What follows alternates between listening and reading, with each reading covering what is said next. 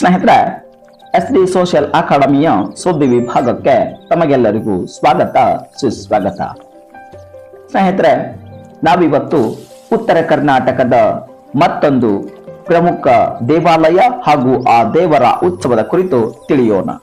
ಹಾಗಾದ್ರೆ ಆ ದೇವಾಲಯ ಯಾವುದು ಹಾಗೂ ಆ ದೇವರ ಉತ್ಸವ ಹೇಗೆ ಜರುಗುತ್ತದೆ ಎಂಬುದನ್ನ ತಿಳಿಯೋದಕ್ಕೂ ಮುಂಚೆ ನೀವಿನ್ನು ನಮ್ಮ ಚಾನಲ್ಗೆ ಸಬ್ಸ್ಕ್ರೈಬ್ ಆಗಿಲ್ಲ ಅಂದ್ರೆ ದಯವಿಟ್ಟು ಸಬ್ಸ್ಕ್ರೈಬ್ ಆಗಿ ಬೆಲ್ ಐಕಾನ್ ಪ್ರೆಸ್ ಮಾಡೋದರ ಮೂಲಕ ಲೇಟೆಸ್ಟ್ ವಿಡಿಯೋಗಳ ನೋಟಿಫಿಕೇಶನ್ ಅನ್ನ ಪಡೆಯಬಹುದು ಅಂತ ಹೇಳ್ತಾ, ಸ್ನೇಹಿತರೆ, ಈಗ ಉತ್ತರ ಕರ್ನಾಟಕದ ಆ ದೇವರ ಉತ್ಸವದ ಕುರಿತು ತಿಳಿಯೋಣ ಬನ್ನಿ. ಸ್ನೇಹಿತರೆ, ಭಾವೈಕ್ಯತೆಯ ಜಾತ್ರೆ ಎಂದೇ ಪ್ರಖ್ಯಾತಿ ಪಡೆದಿರುವ ಕೊಪ್ಪಳ ಜಿಲ್ಲೆಯ ಕುಷ್ಟಗಿ ತಾಲೂಕಿನ ದೋಟಿಹಾಳ ಗ್ರಾಮದ ಆರಾಧ್ಯ ದೈವವಾದ ಶ್ರೀ ಅವಧೂತ ಸುಖಮುನಿಗಳ ಜಾತ್ರಾ ಮಹೋತ್ಸವವು ಅದ್ದೂರಿಯಿಂದ ಜರುಗುವುದು. ಪ್ರತಿ ವರ್ಷ ಶಿವರಾತ್ರಿಯ ಅಮಾವಾಸ್ಯೆಯಂದು ಜರುಗುವ ಈ ಜಾತ್ರೆಯು 1 ವಾರಗಳ ಕಾಲ ವಿಜೃಂಭಣೆಯಿಂದ ಜರುಗುತ್ತದೆ. ಮೊದಲ ದಿನವೇ ಸುಖಮುನಿ ಸ್ವಾಮಿಗಳ ಭಾವಚಿತ್ರ ಮೆರವಣಿಗೆ, ಸಪ್ತ ಭಜನೆ, ಪಲ್ಲಕ್ಕಿ ಉತ್ಸವ ಹಾಗೂ ಅನ್ನದಾಸೋಹ ಕಾರ್ಯಕ್ರಮಗಳು ಸಡಗರ ಸಂಭ್ರಮದಿಂದ ಜರುಗುತ್ತವೆ. ತಾತನ ಪಲ್ಲಕ್ಕಿಯು 1 ವಾರಗಳ ಕಾಲ ದೋಟಿಹಾಳ, ಕೇಸೂರು ಹಾಗೂ ಸುತ್ತಮುತ್ತಲಿನ ಗ್ರಾಮಗಳಾದ ಹೆಸರೂರು, ಮಾಟೂರು, ಜಾಲಿಹಾಳ, ರೇವಣಕಿ, ಕಲಕೇರಿ, ನಡವಲಕೊಪ್ಪಗಳಲ್ಲಿ ತಾತನ ಪಲ್ಲಕ್ಕಿಯು ಸಂಚರಿಸುತ್ತದೆ.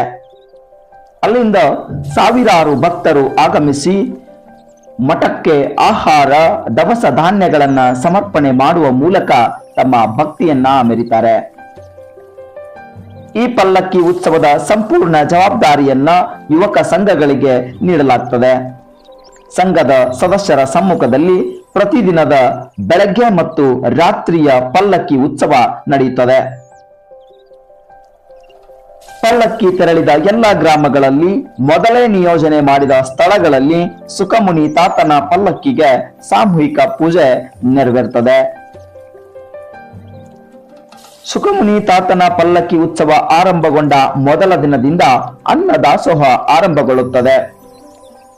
ಜಾತ್ರೆಯಲ್ಲಿ ಭಕ್ತರಿಗಾಗಿ ಗೋಧಿ ಹುಗ್ಗಿ, ಉದುರು ಸಜ್ಜಕ, ಶಿರಾ, ರೊಟ್ಟಿ, ಹೋಳಿಗೆ, ಅನ್ನ, ಪಲ್ಯ, ಸಾಂಬಾರ್, ಜಿಲೇಬಿ, ಹಪ್ಪಳ, ಸಂಡಿಗೆ, ಮಿರ್ಚಿ ಸೇರಿದಂತೆ ವಿವಿಧ ಭೋಜನಗಳನ್ನ ತಯಾರಿಸಲಾಗ್ತದೆ.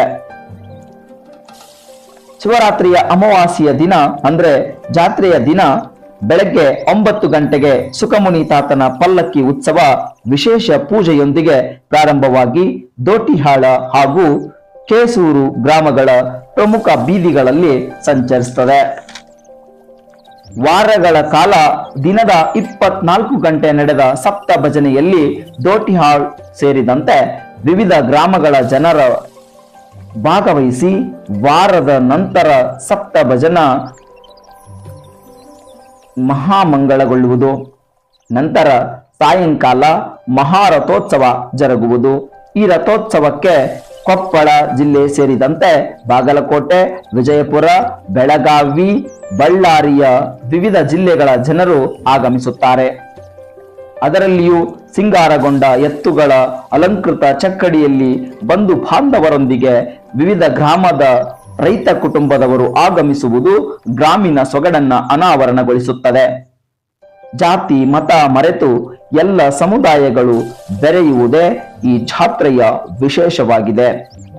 ಸ್ನೇಹಿತರೆ, ಇದಿಷ್ಟು ಸುಖಮುನಿ ಮಹಾಸ್ವಾಮಿಗಳ ಉತ್ಸವದ ಮಾಹಿತಿಯಾಗಿತ್ತು.